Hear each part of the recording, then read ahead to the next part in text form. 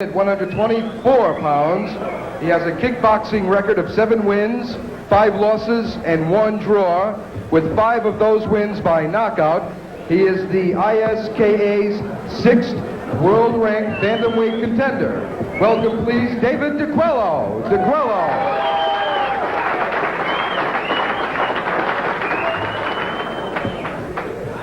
And in the red corner, from Portland, Maine, he is 23 years old. He's 5 feet 5 inches tall and weighed in at 122 pounds. He has a kickboxing record of 10 wins, 3 losses, and no draws, with 7 of his wins by knockout. He is the ISKA's number 10th world-ranked bantamweight contender, Danny Melendez.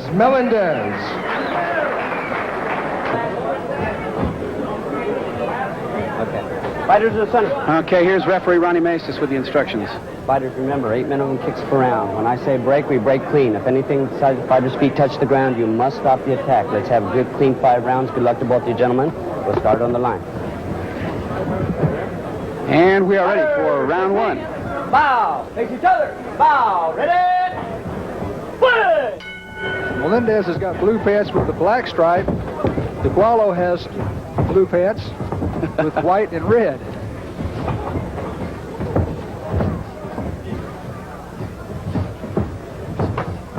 It would be my guess that David Diquollo will be the more dexterous of the kickers. He's going to be a guy that will use his front leg and go out there and pick away at him. Melendez is going to want to try to get inside where he's maybe a little stronger.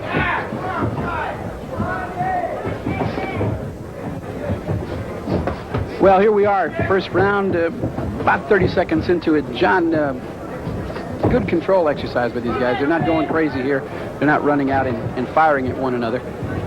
Well, the first round, typically, when fighters get a little more experience, they're scheduled for 5 here, so they're going to go at a pretty good pace. But the first round is sort of a, how you doing, get acquainted, what you got, what you going to try to hit me with.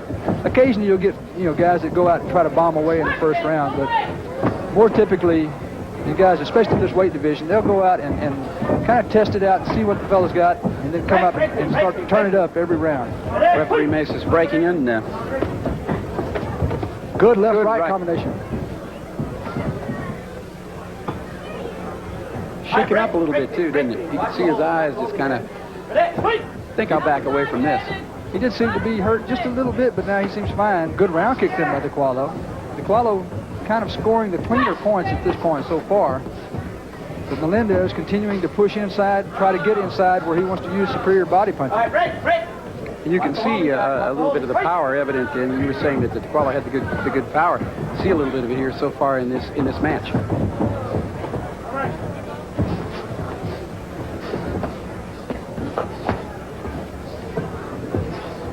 And we're nearing the end of round 1 in this 5-round bantamweight bout. And we will be back after this.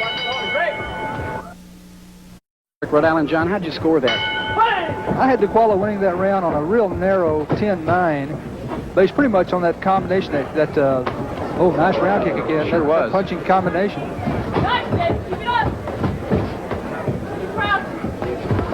As we mentioned here, these guys are starting to crank it up a little bit now. The action is getting faster and more furious. It is. A little bit of an abrasion, too, over the eye of David Diquollo. It doesn't look too serious yet. Can you see anything from it, John? I believe that's Melendez that seems to have a little bit of abrasion. Melendez, excuse me. Yes, I'm sorry. And I don't think it's causing any problems. I can't really see from here. It doesn't appear to be any kind of blood flow at all that would impede his sight. Something we'll want to watch, though. Good side kick then, but Melendez continuing to try to walk through that front leg of Diquollo to get inside. Pretty much getting it done, too. Pretty much getting it done. Well, he's walking in, he's getting hit on the way in, so those kicks are causing points to be tallied up there on the old judge's scorecard. A couple of good shots there by Diquollo in tight. Break me. Impressed with the good, clean technique. Both fighters, nothing wild. Not a lot wasted either. Good, well-trained fighters. I think that cut now on Melendez is starting to maybe be a little bit of a problem. Again, Melendez wanting to get inside, put Diquollo in the ropes, and then try to work the body.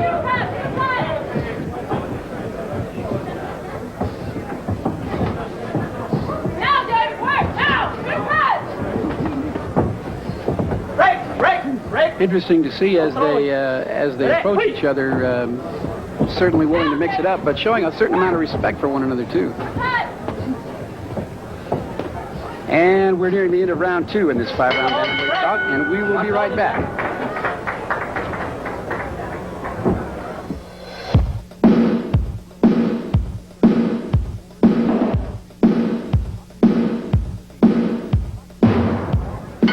And here we are with round 3. David Diquollo, Danny Melendez, and Diquollo in the blue pants with the black stripe. Melendez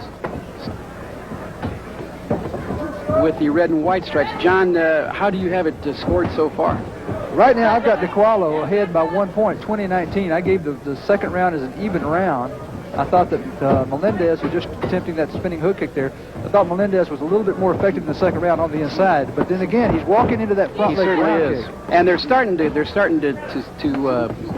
have an effect on him too. It looks like from here. I think maybe that's what caused the eye problem over his right eye. There was he moved in and maybe caught a shin as he moved inside there.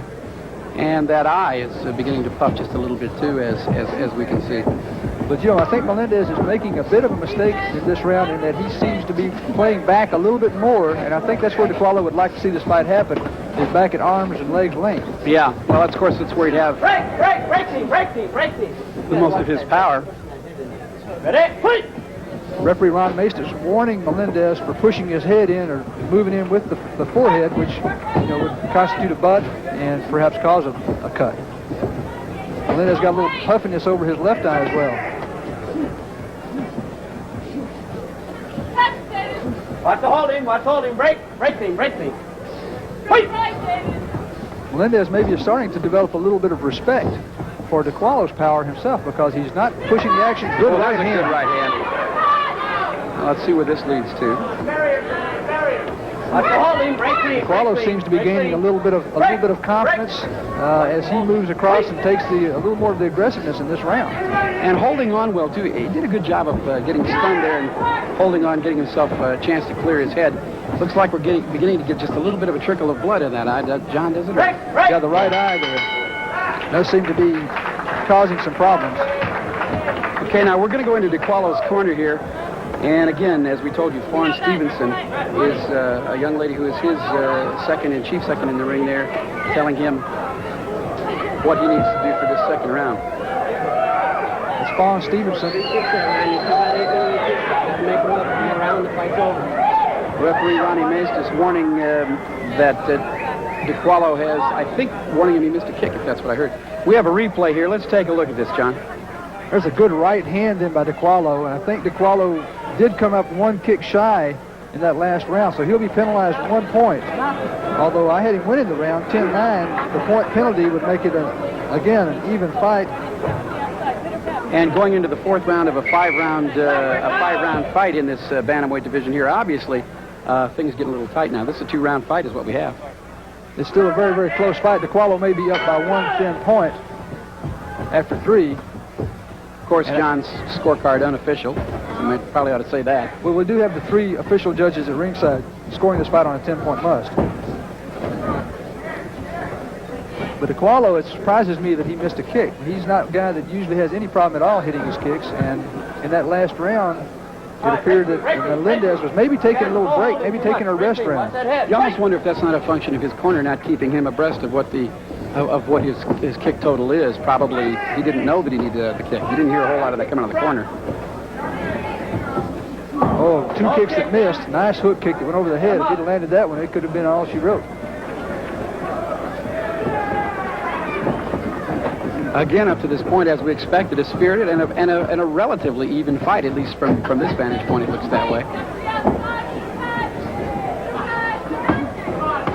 Plenty of stamina on both guys. Don't look like they're getting tired. Well, Melendez is impressing me a little more this round. I don't know if perhaps Diquollo is starting to fatigue a little bit. Melendez, again, having some problem with bleeding over both eyes. He's cut now over both eyes. One of them looks to be on the corner here on the left eye. It's not bleeding too badly up at the right eye, up above the right corner. Doesn't look like it's going to be much of a problem from the standpoint of possibly stopping the fight because it's outside of the vision area of the eye.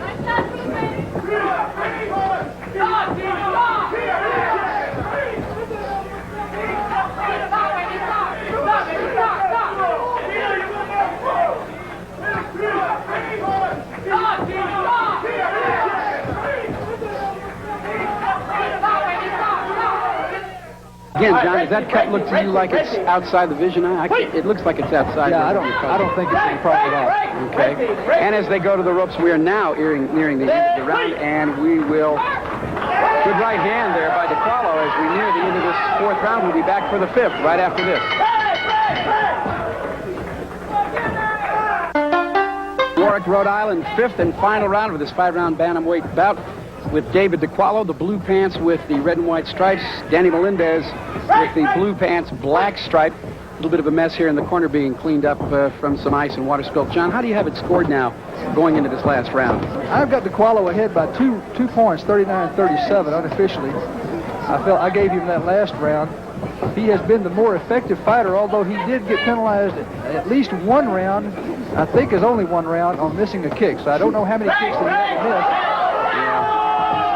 Can't do that. You can do a lot, but you can't do that, as they say. That's a warning from Ron Mason. Can't hold and throw a knee in there like that. I think Melendez let a little traditional self-defense training slip into his sparring here tonight. I think he might have. Good job in the corner on Melendez's eye. Doesn't seem to be a problem. The left one pretty much closed completely. The right one, they did have stops. Doesn't look like it started back up yet. No, it is. Nice job. Just in the outer eyelid, as you can see. Melendez continues to push the action, but he hasn't really been scoring a lot. He's throwing a lot of stuff, but Diquollo is doing a good job of picking it off on his arms and shoulders and slipping a lot of stuff. You know, a lot of times, again, when judges score a fight, they will score and give a lot of importance to aggressiveness. So Melendez moving in all the time may have influenced some of the judges' scoring into thinking that he is doing a better job in this fight. Well, of course, you are going to score a little bit for aggressiveness, for sure. I score aggressiveness that's effective. Aggressiveness that doesn't do you anything, doesn't really get you anywhere, doesn't really do much for you. Diquollo, I understand now, has missed 3 kicks in the third round, not 1 kick. So he lost 3 points in the third round. That's going to definitely make a difference. That certainly is. That's going to be a big problem. And in a 5-round fight, John, almost certainly to affect the outcome of this fight. As the fight is now over, David Diquollo, Danny Melendez, a 5-round bantamweight fight. We'll be back with the decision in just a moment.